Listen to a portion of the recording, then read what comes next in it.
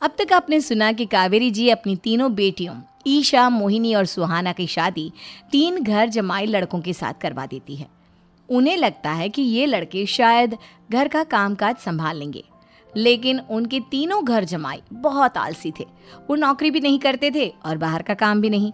कावेरी जी ने अपनी बेटियों से कहा कि वो प्रेगनेंसी का बहाना बनाकर अपने पतियों को सबक सिखाए।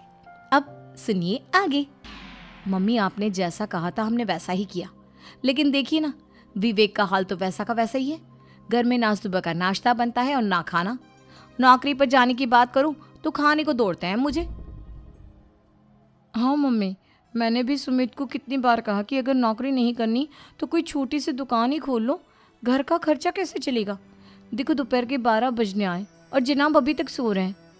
हाँ मम्मी, ईशा और सुहाना ठीक कहती हैं। अविनाश का भी यही हाल है। जब मैंने अपनी प्रेगनेंसी के बारे में कहा तो मुझसे कहने लगा, अरे दूसरी लड़कियां तो 9-9 महीने तक नौकरी करती है, बस डिलीवरी के टाइम छुट्टी लेती है। मोहिनी, तुम भी नौकरी करो। अब मुझे कहाँ नौकरी मिलेगी। मम्मी बताओ अब मैं क्या करूँ।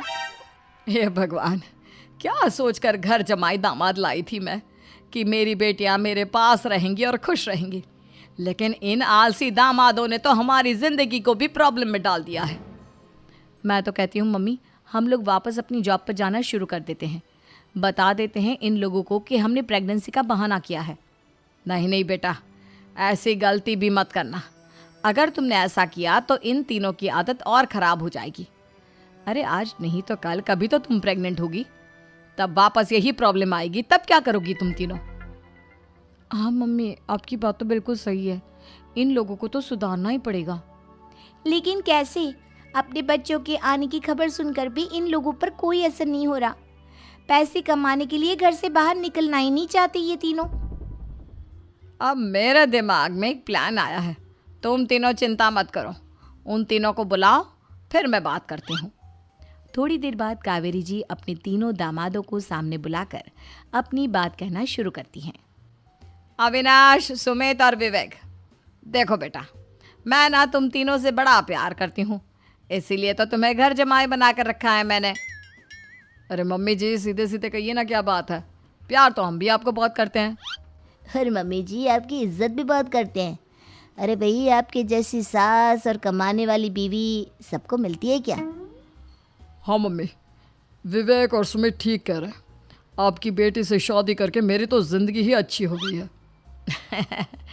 जानती हूँ मैं, और ये भी जानती हूँ कि तुम तीनों अपने अपनी बीवियों से बहुत प्यार करते हो। बेटा, बात ऐसी है कि हमारे कुल गुरु ने कहा है कि प्रेग्नेंट होने के बाद मेरी तीनों बेटियां शुरू के 4 महीने हमारे गांव में जाकर रहेगी, जहां मेरे चाचा जी रहते हैं। अरे लेकिन क्यों मम्मी, गांव में जाकर रहने की क्या ज़रूरत है इन तीनों को। वो क्या है ना बेटा, हमारे परिवार को एक श्राप है। अगर मेरी बेटियों ने यहाँ पर बच्चा पैदा करने की कोशिश की तो उनके बच्चों को कुछ भी हो सकता है। इसलिए अब से लेकर 4 महीने पूरे होने तक इन्हें गांव वाले घर में रहना पड़ेगा। हाँ तो इसमें प्रॉब्लम क्या है मम्मी जी? हम भी वहाँ जाकर रहेंगे, पिकनिक मनाएंगे। अरे भाई, बीवी जहाँ हम भी वहाँ। हाँ यार, आइडिया तो बहुत अच्छा है। शहर की ज़िंदगी में रह रहकर परेशान हो चुके हैं, अब कुछ दिन गांव में बिताएंगे। तुम लोग समझने की कोशिश क्यों नहीं करते। तुम में से कोई भी वहाँ नहीं जा सकता, और मैं यहाँ रहूँगी ना तुम तीनों के साथ। 4 महीने की तो बात है, उसके बाद ये तीनों ही लौट कर आ जाएंगी। ठीक है मम्मी जी, अब हमारे बच्चों का सवाल है तो ये तो करना ही पड़ेगा। कावेरी अपनी तीनों बेटियों को कुछ दिन के लिए घर से बाहर कहीं दूसरे शहर में रहने के लिए भेज देती है। कुछ दिनों के बाद, अरे मम्मी जी, बहुत दिन से पिज्ज़ा नहीं खाया, मंगवाइए ना। क्या बताऊं बेटा, पहले तो बेटियां खर्चा दे देती थी क्योंकि उनकी नौकरी थी, लेकिन अब तो मेरे पास पैसे ही नहीं बचे। थोड़े बहुत पैसे हैं जो बच्चों की डिलीवरी में काम आएंगे। लेकिन मम्मी जी, आपकी बेटियों को वापस आने में तो अभी बहुत वक्त बाकी है। वही सोच सोच कर परेशान हो रही हूँ। सोच रही हूँ कल से दूध भी बंद करवा देती हूँ। अब दूध वाले को देने के लिए पैसे भी तो नहीं है ना। अरे नहीं नहीं मम्मी जी, अगर दूध भी बंद करवा दोगी तो मुझे चाय कहाँ से मिलेगी? और चाय के बिना मैं तो मर ही जाऊँगा। क्या करूं बेटा, इसके अलावा हमारे पास कोई ऑप्शन नहीं है। मेरे पास पैसे ही नहीं बचे। इस तरह कावेरी जी धीरे धीरे अपने तीनों दामादों को पैसे देना बंद कर देती हैं और घर में खाने पीने की चीज़ें लाना भी बंद कर देती है। अब वो तीनों बुरी तरह से परेशान होने लगे थे और इसलिए एक दिन तीनों प्लान करके घर से बाहर निकलते हैं और बाजार में जाने के बाद यार अच्छा खाना खाए हुए कितने दिन हो गए, पता नहीं कब अच्छा खाना मिलेगा। हमारी बीवियों के जाने के बाद तो हमारी हालत भिखारियों जैसी हो गई है यार। कुछ भी हो, मुझे तो आज पिज्ज़ा खाना ही खाना है। जेब में 1 रुपया नहीं और पिज्जा खाएगा, कहाँ से आएंगे पैसे? अरे देख वहाँ सामने बोर्ड पर क्या लिखा हुआ है, कंप्यूटर पर काम करने के लिए एक आदमी की आवश्यकता है। भाई मैं तो जा रहा हूँ, काम करूँगा और शाम तक पैसे लाकर आराम से पिज्ज़ा खाऊंगा। जा जा, तुझे कोई काम नहीं देने वाला, हम तो घर जा रहे हैं। चल भाई सुमित। सुमित और अविनाश वहाँ से चले जाते हैं और विवेक उस कंप्यूटर शॉप पर सारा दिन काम करके 5,000 रुपये कमा कर घर लौट कर आता है और अपने खाने के लिए अच्छी अच्छी चीज़ें भी लेकर आता है। ये देखकर विवेक और सुमित के दिल में भी कुछ पैसे कमाने की इच्छा जागती है। अरे सुबह सुबह कहाँ चल दिए तुम? मम्मी जी एक बहुत अच्छी जगह मिली है, कंप्यूटर पर काम करने के 5,000 मिले थे कल मुझे। अगर रोज़ काम करूँगा तो पूरे 40,000 की तनख्वाह। अरे वाह, ये तो बहुत अच्छी बात है दामाद जी, आपको जाना ही चाहिए। सुमित और अविनाश विवेक को इस तरह तरक्की करते देखकर परेशान हो जाते हैं और वो दोनों भी काम की तलाश में निकल पड़ते हैं। धीरे धीरे उन दोनों को भी काम मिल जाता है।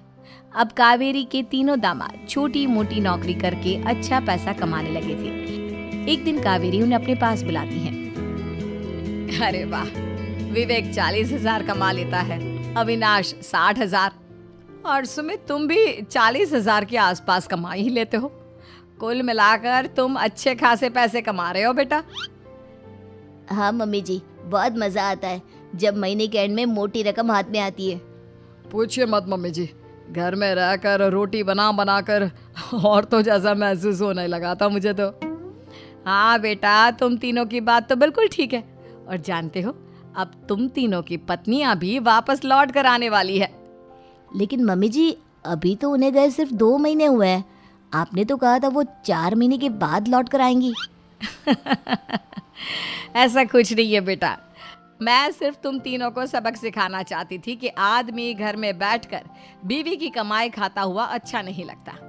इस दुनिया में हर इंसान को मेहनत करनी चाहिए, काम करना चाहिए, चाहे वो औरत हो या आदमी, ताकि अपने परिवार को संभाल सके। कावेरी की बात सुनकर उन तीनों को अपनी गलती का एहसास होता है और कावेरी उन्हें सच बता देती है कि ईशा, सुहाना और मोहिनी शहर में ही कहीं दूसरी जगह रह रहे थे। शाम के वक्त उन तीनों की पत्नियां लौट कर आ जाती है और कावेरी जी का परिवार एक खुशहाल परिवार की तरह रहने लगता है।